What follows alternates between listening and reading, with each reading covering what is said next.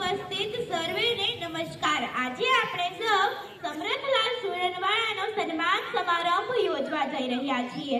તો વધુ મોડું ન કરતા હું જે માનવંતા મહેમાનોના નામ બોલું તેઓ ઝડપથી પોતપોતાનું સ્થાન ગ્રહણ કરશે। સૌપ્રથમ હું વિનંતી કરીશ ફુલાભાઈ ફણસીવાળાને કે તેઓ પોતાનું સ્થાન ગ્રહણ કરે। ફુલાભાઈ ફણસીવાળા।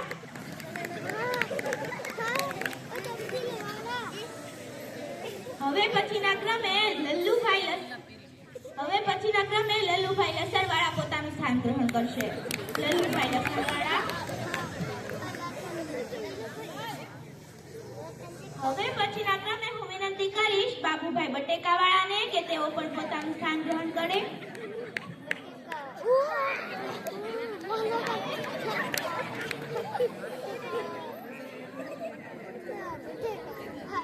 હવે પછીના ક્રમે ડાયાભાઈ ડુંગળીવાળા પોતાનું સ્થાન ગ્રહણ કરશે। ડાયાભાઈ ડુંગળીવાળા।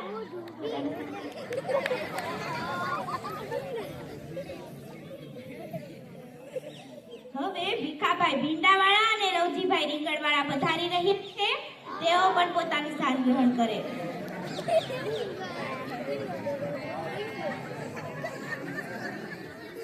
ત્યારબાદ કરમશીભાઈ કોથમીરવાળા પણ પોતાનું સ્થાન ગ્રહણ કરશે।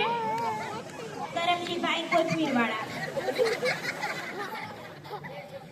હવે આપણે જે મહાન વ્યક્તિનું સન્માન કરવા જઈ રહ્યા છીએ એવા શ્રી સમરથલાલ સુરનવાળા પધારી રહ્યા હોય તો આપણે સૌ પોતપોતાના સ્થાન પર ઊભા થઈને તેમને તાળીઓના ગડગડાટથી આવકારીશું।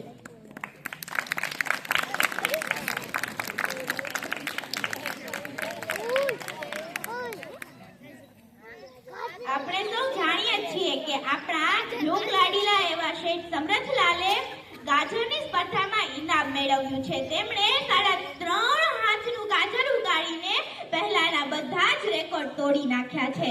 આથી શાક માર્કેટના બધા વેપારીઓએ ભેગા મળી અને તેમનું ભવ્ય સન્માન કરવા નક્કી કર્યું છે। તો આપણે સૌપ્રથમ દીપ પ્રાગટ્ય કરી કાર્યક્રમને ખુલ્લો મૂકીશું। તો હું વિનંતી કરીશ શેઠ સમરથલાલને કે તેઓ દીપ પ્રાગટ્ય માટે આવે અને બાકીના મહાનુભાવો પણ જોડાય।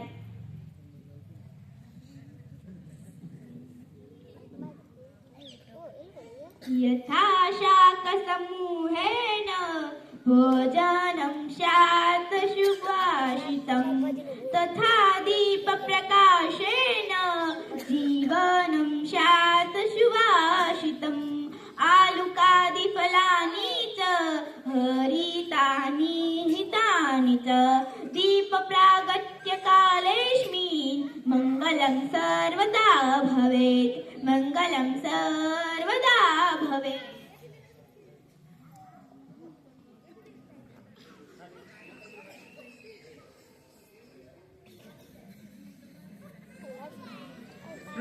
હવે આગળના ક્રમે આપણી પરંપરા મુજબ મહેમાનોનું સ્વાગત ગીત દ્વારા કરવામાં આવશે, જેમના શબ્દ છે રીંગણભાઈ તો છે રાજા।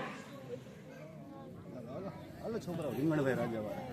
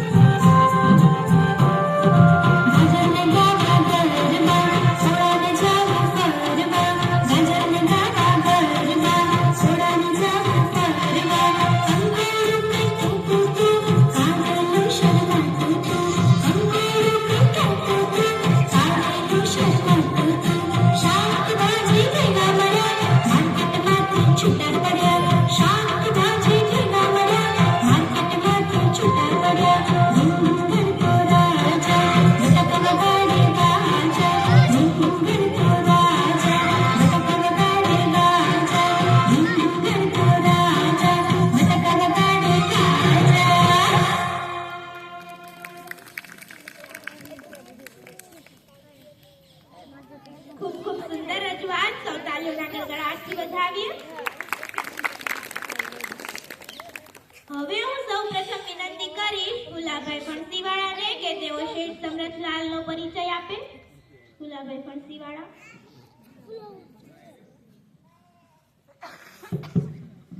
સમરથલાલ શેઠને હું છેલ્લા 10 વર્ષથી ઓળખું છું. એમના દાદા ભલે સુરણવાળા હોય પણ એમણે ગાજરમાં ઇનામ મેળવ્યું છે. એમની ઉંમર તો હજુ ફક્ત 60 વર્ષની છે, છતાં આવડું મોટું ઇનામ જીતી લાવ્યા છે. મારી તો ભગવાનને એ પ્રાર્થના છે કે તેઓ હવે પછી મૂળાની હરીફાઈમાં પણ ઇનામ જીતી લાવે. ભગવાન એમને લાંબુ મૂળા જેવું આયુષ્ય આપે. જય સાહેબ. ફુલાભાઈ ફણસીવાળાએ પોતાનો ભાવ ખૂબ સુંદર રીતે વ્યક્ત કર્યો. હવે પછીના ક્રમે હું લલ્લુભાઈ લસણવાળાને વિનંતી કરીશ કે તેઓ પોતાનો ભાવ પ્રગટ કરે. લલ્લુભાઈ લસણવાળા. ભાઈઓ તથા બહેનો, આ સમરથલાલ સુરણવાળા આપણી શાક માર્કેટની શોભા છે. એમ શાકને સુગંધી અને સ્વાદિષ્ટ બનાવવું હોય તો લસણ વિના ચાલે નહીં. એમ આપણા શાક માર્કેટને સ્વાદિષ્ટ અને સુગંધી બનાવવા છે સમરથલાલનો મોટો ભાવ છે. હું ભગવાનને પ્રાર્થના કરું કે લસણની જેમ એની સુવાસ ચારે કોર ફેલ. જય શાકભાજી. ખૂબ ખૂબ સુંદર રીતે લલ્લુભાઈ લસણવાળાએ પોતાનો ભાવ પ્રગટ કર્યો. હવે પછીના ક્રમે શેઠ સમરથલાલ સુરણવાળાના ખાસ મિત્ર એવા બાબુભાઈ બટેકાવાળાને હું વિનંતી કરીશ કે તેઓ પોતાના મિત્રના મળતાવડા સ્વભાવ વિશે બે વાતો કરશે. બાબુભાઈ બટેકાવાળા.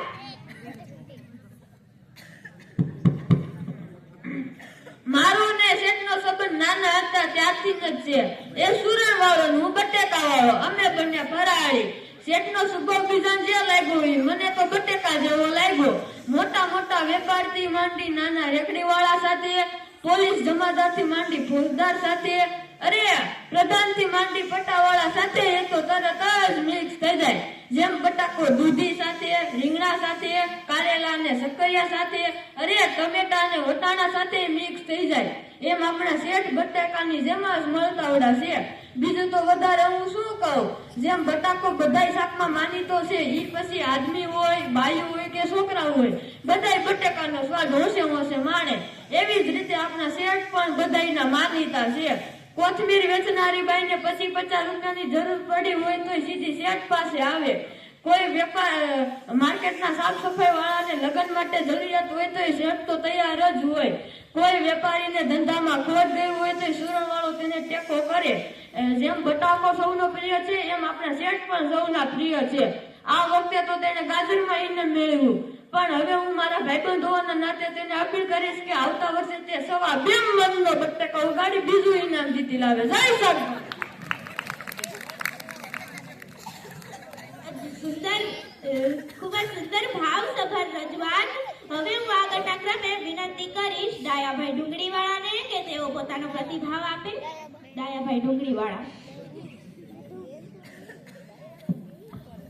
આમાંથી ઘણા ઘણાએ શેઠને લસણ જેવા કહ્યા છે, ઘણાએ બટાકા જેવા કહ્યા છે. હું તો તેને ડુંગળી જેવા જ કહી કે ડુંગળી એ ગરીબો માટે આશીર્વાદ સમાન છે. ડુંગળી વિના દુનિયા ધૂળ થઈ જાય છે. અરે ડુંગળી તો કસ્તુરી કહેવામાં આવે છે, કસ્તુરી. બટાકા તો બાફવાય પડે, ડુંગળી તો કાચી ને કાચી ખાઈ શકાય. એનું કચુંબર થાય અને એના ભજીયા વાત કરતા મોઢામાં પાણી આવી જાય. એમ આપણા શેઠ પણ ડુંગળીના દડા જેવા છે. એમની આબરૂ તો ડુંગળીની જેમ વહેકે છે.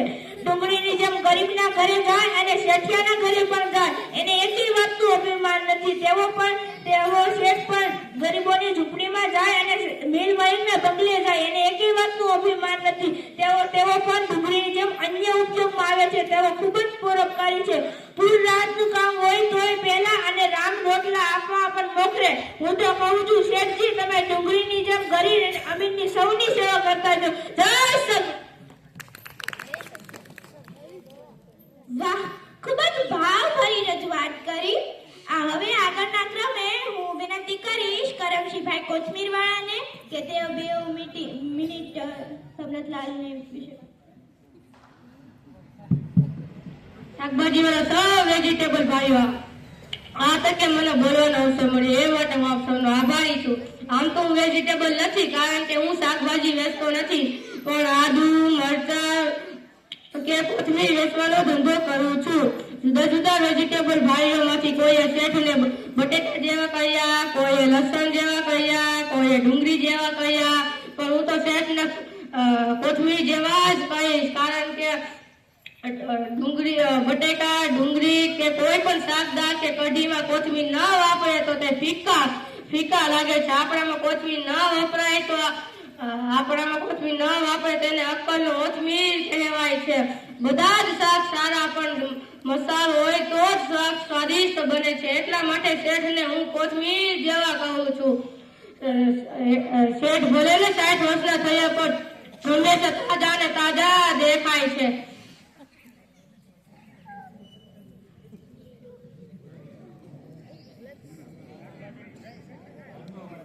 બસ અંતમાં મારે એટલું જ કહેવાનું છે કે ભગવાન હંમેશા શેઠને લીલાછમ કોથમીરની જેમ તરો તાજા અને આરોગ્યપ્રદ રાખે. જય શાકભાજી.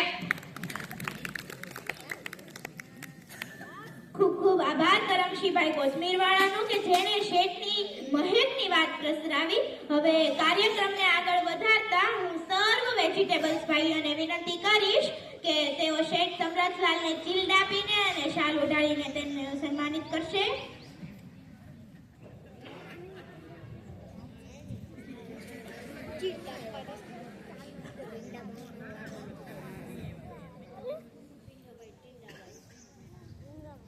આપણે સૌ આ સન્માનને તાળીઓના ગડગડાટથી વધાવીશું.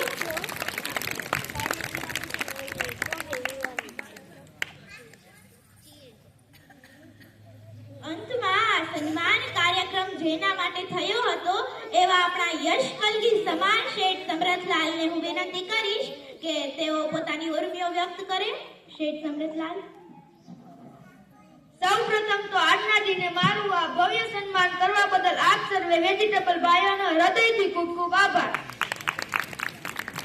હું બટાટા જેવો છું કે કોથમીર જેવો, સક્કરિયા જેવો કે ડુંગળી જેવો કે સુરણ જેવો, મને તો કશી ખબર નથી, પણ ઘરમાંથી તો બધાય મને મરચા જેવો કહે છે. હું તો સીધો સાદો શાકનો વેપારી. મારા સુરણવાળા મારા દાદા હતા, જેની હજુ સુધી મારી સાથે જોડાયેલી છે. બાકી હું તો પોતે ગાજરવાળો. મેં ગાજરમાં ઇનામ મેળવીને કઈ મોટું તીર નથી માર્યું, પરંતુ હવે 1.25 મણનો સક્કરિયો ઉગાડવાનો પ્લાન છે. શાળાને સક્કરિયાનો વેપાર છે, જમાઈને જમરૂખનો વેપાર છે. તમે અમારા આખા કુટુંબને વેજીટેબલ ફેમિલી કહી શકો. આપણે સૌ ભેગા મળીને પંચકુટિયા શાક જેવા સ્વાદિષ્ટ બન્યા છે. આપણા સૌના સાથ સહકારથી મારી એવી આશા છે કે શાકભાજી ઊંચા આવશે. આજના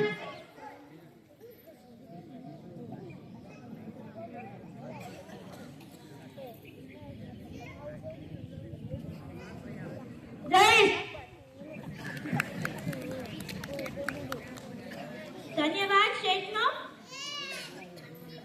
અને અમારા નાટકનો હેતુ એ હતો કે બાળકો બધા જ શાકભાજીઓને ઓળખતા શાકભાજીમાં ઘણા બધા વિટામિન્સ હોય છે જે આપણા સ્વાસ્થ્ય માટે ખૂબ જ આરોગ્યનું કામ કરે છે. અંતમાં હું એક પંક્તિ સાથે મારી વાણીને વિરામું છું. દૂધી કહે હું લાંબી લીસી, દૂધી કહે હું લાંબી લીસી, મારે લીલી છાલ, મારે લીલી છાલ. ખરો સ્વાદ જો લેવો હોય તો, ખરો સ્વાદ જો લેવો હોય તો નાખો ચણાની દાળ, તો નાખો ચણાની દાળ. અસ્તુ જય જય.